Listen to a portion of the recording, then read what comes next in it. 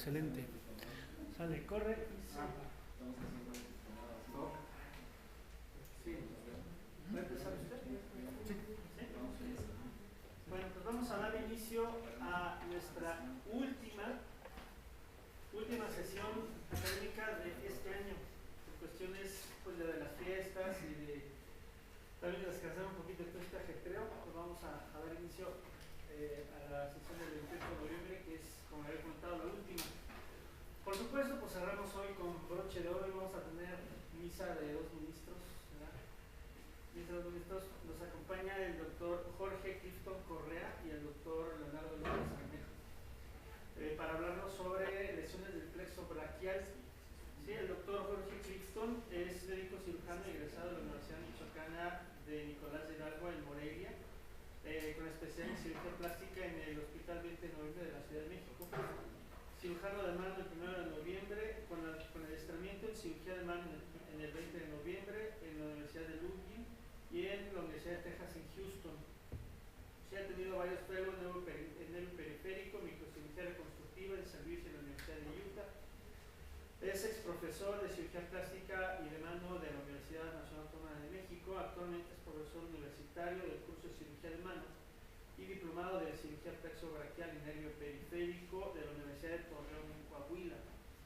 Expresidente de la Sociedad Mexicana de Cirugía de Mano, miembro de la Sociedad Americana y del Club Naracas de ambos de cirugía plexobraquial.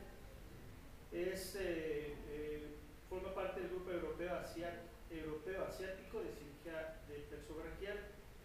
Es autor de un capítulo de un libro y de 12 publicaciones en revistas de difusión internacional. Actualmente radica y trabaja en la ciudad de Guadalajara, Jalisco, en el Hospital Real San José y Hospital Terranova en la ciudad de Guadalajara, como lo comentaba.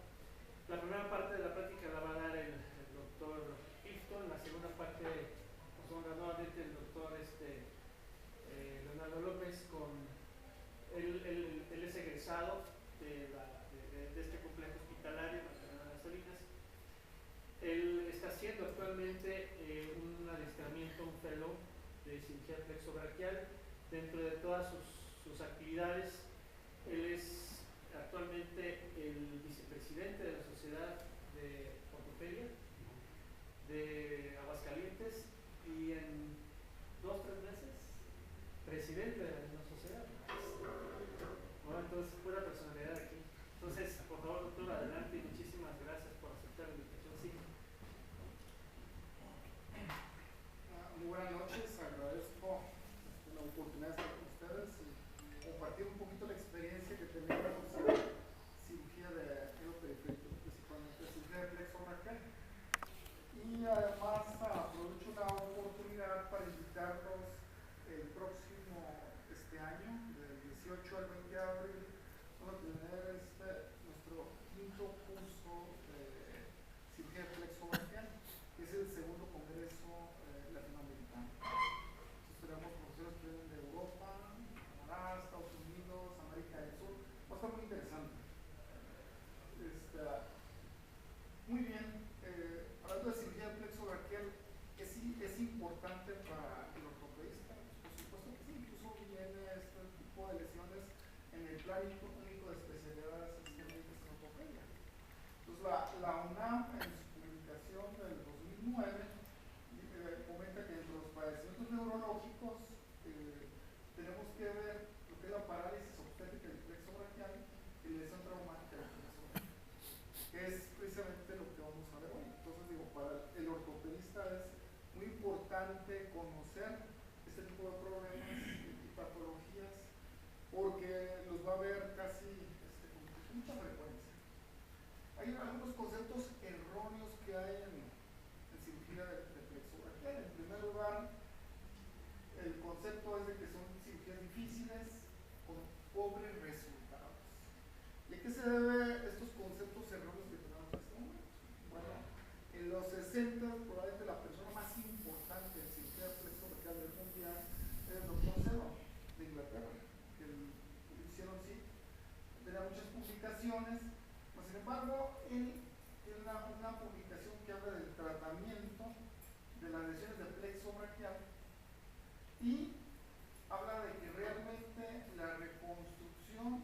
muy pobres resultados, que los resultados más satisfactorios se van a producir cuando se hacía una amputación de la extremidad y se colocaban algunos aparatos, ¿no? Que eran los resultados más satisfactorios para los pacientes. Aunque si vemos la cara de los pacientes, pues ninguno se ve así como contento, ¿no? En sus fotos. En los 60s, el doctor Aquimatas Naranjas comenzó a hablar ya desde un punto de vista reconstructivo y tuvo varias publicaciones. Él se hizo el primer grupo de estudio que se llama el Club Naranjas, que este próximo año vamos a tener la reunión número 17. Y en el 77, Alain Gilbert, un ortopedista, cirujano francés, comenzó a hacer cirugías en pacientes con lesiones obstétricas. Vemos que el grupo de la Clínica Mayo probablemente sea como tal el grupo más importante a nivel mundial. Todos son ortopedistas, cirujanos humanos, cirujanos de ortopedia. Vamos a tener en nuestra próxima reunión el doctor Bassam va a estar, nos va a acompañar en abril en nuestro curso en Guadalajara. Dentro del área de neurocirugía, cirugía Clay Hewson, él ha sido un baluarte muy importante de cirugía neuroperiférica y su libro Lesiones nerviosas va a ser de los mejores que tenemos en la literatura mundial.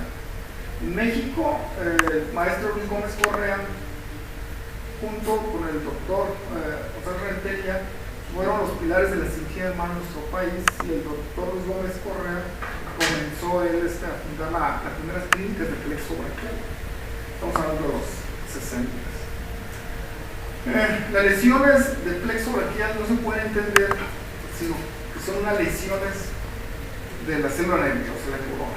Debemos de recordar que el sistema nervioso se divide en sistema nervioso central, son las neuronas del cerebro y médula espinal, y sistema nervioso periférico. El sistema nervioso periférico son todos los nervios, y lo que conocemos con nervio tan solo son segmentos de los axones. La función es transmitir la información desde un punto de vista eléctrico, bioquímico, y tener un transporte axonal que es bastante complejo. Vemos esta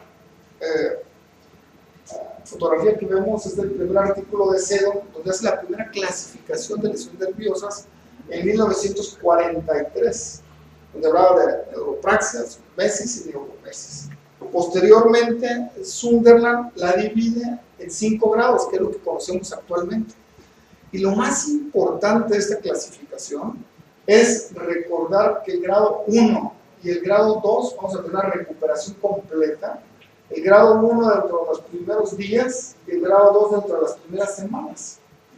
Pero si un nervio no se recupera dentro de los primeros 3-4 meses, lo más probable es que no se recupere. Y todas las lesiones que son grado 4 y 5 no se van a recuperar si no es con cirugía.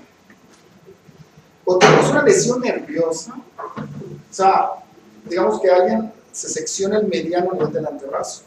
Va a haber alteraciones distales, que es lo que conocemos como degeneración valeriana, donde va a haber una pérdida de la función motora y sensitiva, pero vamos a tener alteraciones proximales.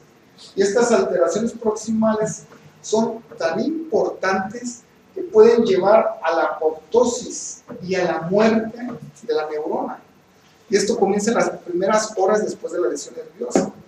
Y es tan fuerte que el 30% de las neuronas sensitivas van a sufrir muerte por apoptosis dentro de los primeros 3 meses. Esta es una de las bases por la cual debemos de hacer la reparación de nervio lo antes posible. Otra cosa importante es que a nivel distal vamos a tener la degeneración valeriana. Y la degeneración valeriana, una parte importante va a ser la formación de las bandas de Bunker. Las bandas de Bunker es como un pequeño caminito que van a formar las células de Schwann. Y este caminito va a tener factores de atracción nerviosa que van a atraer al axón para que vaya creciendo por esos lados. Estas bandas de Bunker comienzan a desintegrarse después de 6 meses de la lesión nerviosa que se ha producido. Entonces, por eso es importante tratar esa reparación antes de que estas bandas de Bunker comiencen a desintegrarse, porque después de ese tiempo la recuperación es mucho más limitada. Y por último, tenemos que recordar que el sitio de unión del axón con las fibras musculares se llama placa miomotora. Estas placas miomotoras se van a comenzar a desintegrar los primeros meses después de que se produce una lesión nerviosa. Y arriba del 90% se van a perder después de 12 meses. Entonces, cuando se pierden la placa miomotora, no hay forma de que se vuelvan a formar y se perdió ese músculo para siempre. Entonces, tenemos varios factores que estos dependen del tiempo. Entonces, hay que recordar la muerte neuronal, la apoptosis, en segundo lugar, la formación de las bandas de Bunker, y en tercer lugar, la pérdida de las placas miomotoras. Después de que tenemos la lesión, la atracción se realiza por medio de factores de estimulación. En 1986, la doctora Rita Leigh Monticelli, es una italiana que aún vive y tiene más de 100 años de edad, recibió el premio Nobel de Medicina porque descubrió estos factores de crecimiento axonal, que son muy importantes. Y estos son indispensables para que tengamos una adecuada regeneración nerviosa. Y como comentaba, cuando tenemos una lesión del mediano, va a haber alteraciones proximales y a nivel de los ganglios sensitivos es donde se va a producir la muerte neuronal. Pero también se van a afectar todas las vías ascendentes y se va a afectar también la corteza cerebral, tanto el área motora como sensitiva. Entonces tenemos que recordar que esta pérdida de esa área la van a tomar áreas vecinas. Es muy importante la corteza cerebral. Entonces a esto llamamos plasticidad cerebral. ¿Cuál es el origen del plexo braquial? ¿De dónde nace? Bueno, el plexo braquial nace de la médula espinal de estas raicillas que estamos viendo. Entonces tenemos una que es sensitiva, que es la dorsal, y la ventral es la motora. Entonces, si vemos otra vista, después de eso vamos a ver nuestras 5 ramas del plexo braquial, como lo debemos de ver en nuestras disecciones de cadáver. Estos son los 3 diferentes tipos de lesiones. Tenemos elongación, que es la más leve y es la más común en lesiones de nacimiento. La ruptura, que es menos común. Y por último, la abulsión, que la abulsión es la más común en lesiones por el adulto. Esta es otra vista, esta es la médula espinal, y aquí tenemos las raicillas donde van a salir los cordones. Pero cuando tenemos una abulsión, que es un arrancamiento de estas raicillas, esto es lo que vemos cuando estamos operando al paciente. Entonces el arrancamiento de esto se dice perfectamente bien el ganglio dorsal sensitivo. Estos son los segmentos dorsales y estipulares, que son los motores. O si tenemos un arrancamiento preganglionar sin las raicillas, estamos viendo el ganglio también. Entonces aquí tenemos ruptura, y aquí tenemos una cantidad importante de fibrosis. Esto es como está el plexo braquial normal, que es en ocasiones como lo encontramos. Aquí estamos viendo el nervio supraescapular, y aquí estamos viendo el nervio supraescapular. Y de lo demás es muy difícil de distinguir. Entonces por eso frecuentemente tenemos que entrar con el neurofisiólogo para hacer todas estas disecciones. ¿Cuántas fibras nerviosas tiene el plexo braquial? Bueno, alrededor de 120.000 fibras merídicas. El doctor Bunnell en el 84 publicó los resultados de hacer el conteo de cada uno de las raíces. Vemos donde el número más importante es a nivel de C8. Sir Sidney Sunderland hizo disecciones internas, donde hablaba del patrón fascicular y cómo en pequeños segmentos cambian totalmente los nervios. Entonces hizo mapas de estos segmentos nerviosos. Posteriormente se hizo un estudio anatómico y se vio que el patrón plexiforme, que era proximal, se iba retirando cuando se hacía distal. Aquí vemos a nivel de la muñeca de que realmente no tenemos ya el patrón flexiforme. Podemos ver que hasta 20 centímetros vamos a ver exactamente dónde está el segmento de la rama motora del mediano, la rama tracubital, la rama sensitiva del tercer espacio interdigital. Aquí tenemos la causa más común de lesiones de plexo braquial en nuestra sociedad. Benditas motocicletas. Cuando tenemos un paciente con lesión de plexo braquial, hacemos la evaluación clínica, esto es la evaluación motora y la evaluación sensitiva. Desde un punto de vista motor, evaluamos cada músculo de M0 a M5 y vemos de esta forma si tenemos una lesión alta, sería C5-C6, o una lesión baja de C8-T1. Esto la vamos a ver un poco más de entendimiento. A nivel sensitivo, el dedo medio y el dedo índice corresponde a C7. Pulgar C6, meñique C8, a nivel del hombro C5 y a nivel del antebrazo interno T1. Aquí tenemos a una persona que estamos evaluando el nervio supraescapular. De C5 a C6 provienen 3 nervios: supraescapular, axilar y músculo cutáneo. Supraescapular tenemos 2 nervios, 2 músculos que son el supra y el infraespinoso. El infraespinoso nos ayuda a hacer la rotación externa a este nivel y el supraespinoso la abducción que nos interesa. El axilar también nos ayuda a hacer la abducción y eso lo da el deltoides. Y la rotación externa acá arriba la da el redondo menor. El músculo cutáneo inerva 3 músculos, que es el coracobraquial, da flexión de hombro, bíceps y braquiales, que da flexión de codo. Entonces, cuando tenemos un paciente con una lesión de C5 y C6, clínicamente vamos a ver que no tiene posibilidades de mover hombro y que no tiene posibilidades de flexionar el codo, como podemos ver esto. Esta es una lesión pura de C5 y C6. Si estamos evaluando en un paciente pediátrico, es exactamente lo mismo.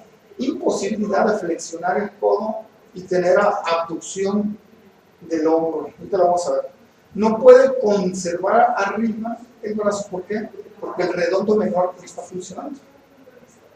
Por más que lo intente. Aquí vemos en esta niña que no puede mantener elevado su brazo. ¿Por qué? Porque no está funcionando los músculos que están dando la inervación al hombro. Sin embargo, tiene buen tríceps. Pues el tríceps está dado básicamente por C7, C8. Pero puede tener, entonces aquí podemos ver igual que estamos explorando el tríceps, bastante bueno.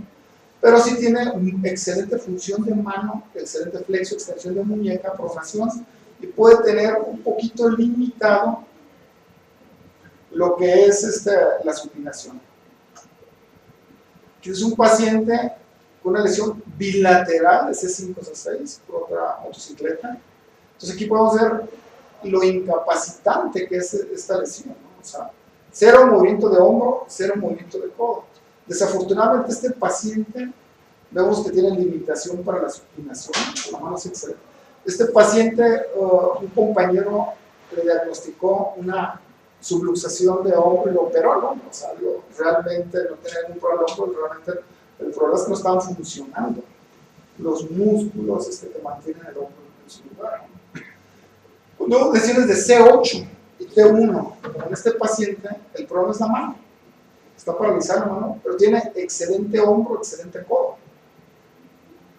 Entonces, pero 0 función de su mano. Lesiones globales, lesiones totales, parálisis de hombro, codo, mano, o sea, obviamente no hay ningún tipo de movimiento. Entonces, como podemos hacer un diagnóstico clínico de una lesión de plexo, es bastante sencilla. Lesión alta, lesión baja o total, y eso es todo. Los estudios de gabinete de electroróscopio nos van a ayudar y se considera que es una extensión de la exploración física. Pero jamás tenemos que basar nuestro diagnóstico en los estudios de gabinete, tenemos que basar en la clínica. O sea, el estudio de gabinete nos puede confirmar, pero jamás nos va a descartar una lesión que tengamos diagnóstico clínico. Y tenemos que recordar que todos los estudios van a tener un grado de sensibilidad y de susceptibilidad y especificidad. La sensibilidad y especificidad de los estudios electrodiagnósticos para una neuropatía compresiva del nervio mediano a nivel del